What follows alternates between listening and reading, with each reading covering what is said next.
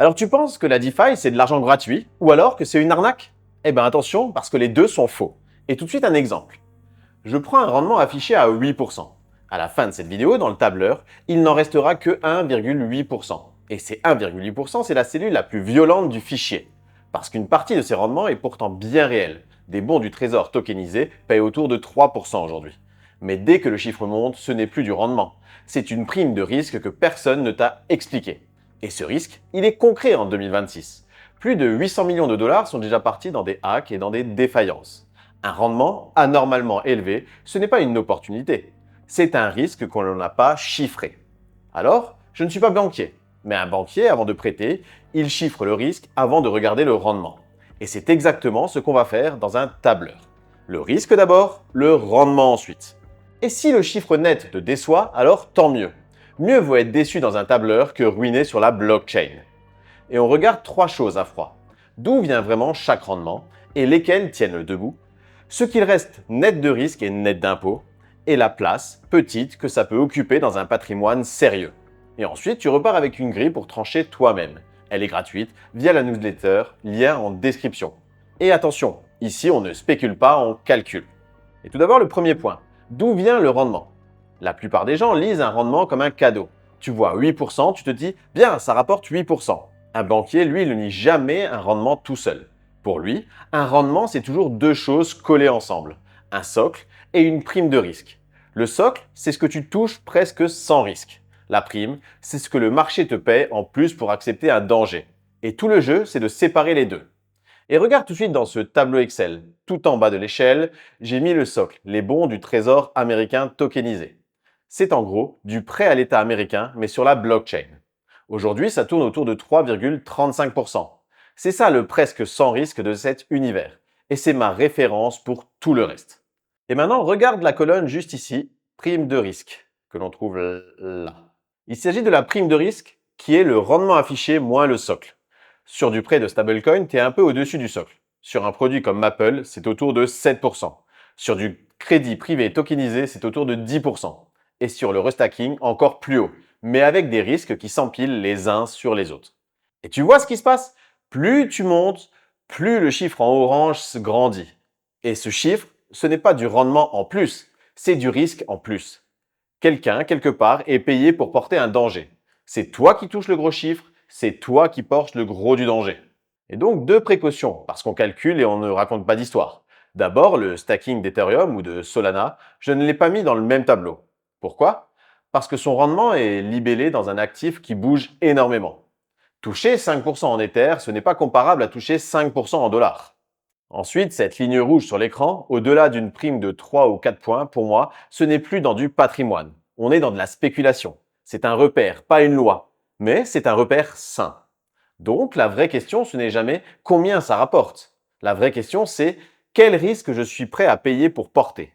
Garde ça en tête, c'est toute l'histoire de la vidéo. Et si cette façon de lire un rendement te parle déjà, lâche un pouce bleu. Ça aide vraiment la chaîne à pousser ce genre de format à froid. Allez, on continue. Concernant le deuxième point, combien il reste vraiment? Parce que là, on a une prime de risque affichée. Mais entre le risque affiché et ce qui arrive sur ton compte, il y a une cascade que personne ne te montre. Et pour te montrer tout cela, nous allons nous retrouver dans le fichier Excel, juste ici, et on repart sur un rendement affiché qu'on va retrouver ici. Ici, j'ai pris 8% comme hypothèse de travail. Vous pouvez télécharger le fichier et mettre l'hypothèse de travail qui vous convient si vous le souhaitez. Le lien est juste en description si vous voulez aller récupérer ce fichier.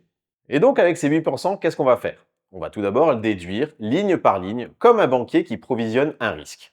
D'abord, les frais et le gaz. Petit, mais c'est là. Ensuite, c'est le cœur du truc, les coefficients de risque.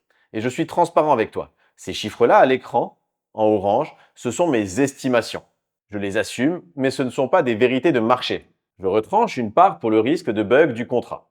Une part pour le risque qu'un stablecoin décroche ou qu'une contrepartie fasse défaut. Une part pour le risque de pont, les fameux bridges, qui sont historiquement ce qui se fait voler le plus. Et maintenant, regarde le graphique juste à côté. Tu vas te rendre compte que la barre fond. On part de 8%, on arrive à un rendement net de risque autour de 4,2%. La moitié est déjà partie et on n'a même pas encore parlé d'impôt. Alors, on rajoute l'impôt. En France, depuis janvier 2026, la flat tax est passée à 31,4%. Et attention aux détails qui changent tout. L'impôt frappe ce que tu encaisses réellement, pas ton chiffre ajusté du risque.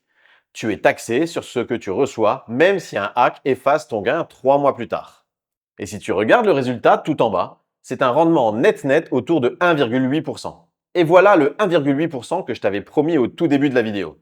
Et cette cellule-là, c'est la plus violente. Elle te dit que tu encaisses vraiment 22% du chiffre qu'on t'avait vendu. Un cinquième.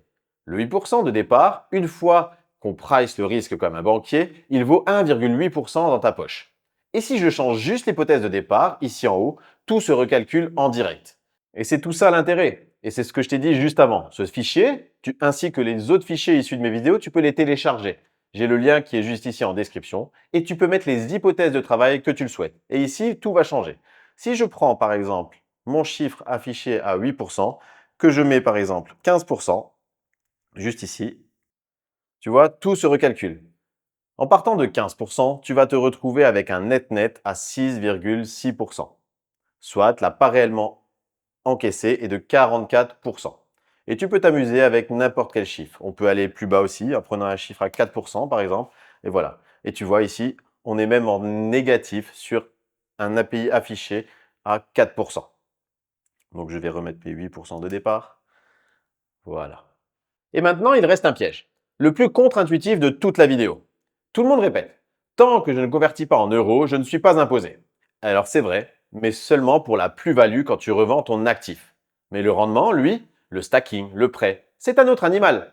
Il peut être imposé du moment où tu le touches, pas seulement quand tu sors en euros. Je te le dis au conditionnel, parce que l'administration n'a pas tranché tous les cas, et tu dois vérifier ta situation. Mais le principe est là, et il casse l'intuition de tout le monde. On va repasser dans le fichier Excel pour regarder cette partie fiscalité. Dans le fichier juste ici, dans la sheet fiscalité. Et regarde ce que ça change concrètement. Je prends 10 000 euros de départ, un rendement brut de 5% sur 10 ans. Et j'y ai mis deux colonnes. La première, tu n'es imposé qu'à la sortie. La deuxième, tu es imposé chaque année au fil de l'eau. À la fin, la première finit autour de 14 300 euros. La deuxième, autour de 14 000 euros. 300 euros d'écart juste à cause du moment où l'impôt tombe. Rien que le timing fiscal te coûte de l'argent. Et maintenant, la colonne qui fait mal. La référence sans risque. Un fonds en euros ou un bon du trésor classique à 3% net. Elle finit autour de 13 400 euros. Donc, avec ces hypothèses, la DeFi passe encore devant. Mais regarde ce qui se passe si je monte l'impôt ou si je baisse un peu le rendement. Donc, on va faire ça tout de suite. Par exemple, je vais monter l'impôt, parce qu'on le sait, hein, en France, on risque de faire monter l'impôt. Si je le mets par exemple à 35%, et que le rendement brut annuel, je le baisse à 3%, on regarde ce qui se passe. Et vous voyez, au niveau de la DeFi, donc pour l'imposition différée et l'imposition à la réception, on est bien en dessous de la référence sans risque, juste là. Donc la DeFi ne bat pas la référence sans risque dans ce cas-là. Mais j'ai volontairement exagéré le trait. Parce que si on prend un rendement brut, alors on va revenir juste avec ce qu'on avait avant, voilà, on va laisser la flat tax, on va considérer qu'elle va rester à 31,4%. Et si je monte un petit peu le rendement, on la remet à 8% dans l'hypothèse de départ qu'on avait, voilà. Vous voyez, là, la DeFi bat largement la référence sans risque. Vous voyez, on est en valeur finale à 17 000, quasiment 18 000 euros pour l'imposition différée. Pour l'imposition à la réception sur la DeFi, on est à 17 000 euros. Et par contre, la référence, ça ne bouge pas. Et donc, vous voyez, même le graphique montre qu'on a vraiment une évolution en plus. Donc, je remets les 5% ici. Et voilà. Et on continue. Donc, comme vous avez pu le voir ici, ce fichier permet de savoir si la DeFi bat ou non la référence sans risque en mettant juste un oui ou un non grâce aux conditions. Et donc, vous l'avez vu, à partir du moment où on change le rendement, qu'on l'abaisse, etc., ton produit DeFi avec tout son risque ne bat même plus un fonds en euros que tu peux ouvrir sans trembler. C'est ça le calcul que personne ne te fait à ta place. Donc, ton rendement net d'impôt peut être encore plus mince que ton net de risque. Et parfois, le produit ennuyeux et sans risque gagne. C'est une réponse possible et elle est parfaitement respectable. Et maintenant, le troisième point, la place. Parce que si le net est aussi mince et le risque aussi réel, la seule question qui reste, c'est combien tu mets là-dedans. Et là, j'ai besoin que tu visualises une pyramide. Tout en bas, le socle. Ton épargne de précaution, ton immobilier, ton PEA, tes ETF, ton assurance vie. C'est ce qui te tient debout. Au-dessus, ton cœur de conviction long terme, par exemple le Bitcoin. Et tout en haut, en plus petit, une petite poche pour la DeFi. Pas l'inverse, jamais l'inverse. Et donc, pour voir cela, nous allons mettre les chiffres dans le fichier Excel. Nous allons tout de suite passer dans le fichier Excel ici, dans la dernière sheet, dimensionnement, juste ici. Et on va prendre un patrimoine de 200 000 euros. Disons 10% en crypto. Et dans cette poche crypto, deux façons de doser la DeFi. Un dosage prudent de 5% de poche, un dosage excessif, on va dire la moitié. Et maintenant le stress test. On fait l'hypothèse la plus brutale. La poche DeFi tombe à zéro. Et ce n'est pas de la science-fiction. Je te rappelle qu'en 2026, plus de 800 millions de dollars sont déjà partis en hack et en défaillance. Et regarde l'impact sur le patrimoine total. En dosage prudent, tu perds 0,5%, une éraflure. Par contre, en dosage excessif, tu perds 5%. C'est une vraie blessure, un coût pour ton patrimoine. Et c'est toute la différence entre une optimisation à la marge et une bêtise. Et ce que je veux te dire par là, et te faire passer comme message, c'est que bien dimensionnée, la DeFi peut avoir une place. C'est de l'optimisation sur une poche déjà risquée. Mal dimensionnée, elle peut t'abîmer pour de bon. Et c'est exactement la question qu'on se pose quand on construit un patrimoine sérieux. Combien tu peux mettre là-dedans sans que ça menace tout le reste? Alors récapitulons la mécanique, pas le contenu. Un rendement, c'est le prix d'un risque. Ce qu'il reste, net de risque et net d'impôt, c'est souvent une fraction de ce qu'on t'affiche. Et la place que ça mérite, c'est une fraction d'une fraction. Ça, c'est une grille. Tu peux l'appliquer à n'importe quelle promesse. Demain, sans moi. La DeFi, c'est le sommet de cette pyramide. Et si tu veux voir pourquoi la base, elle, ne tient pas et bloque tout, c'est la vidéo juste là. Et surtout, n'oublie pas, ici, on ne spécule pas, on calcule. Allez, ciao!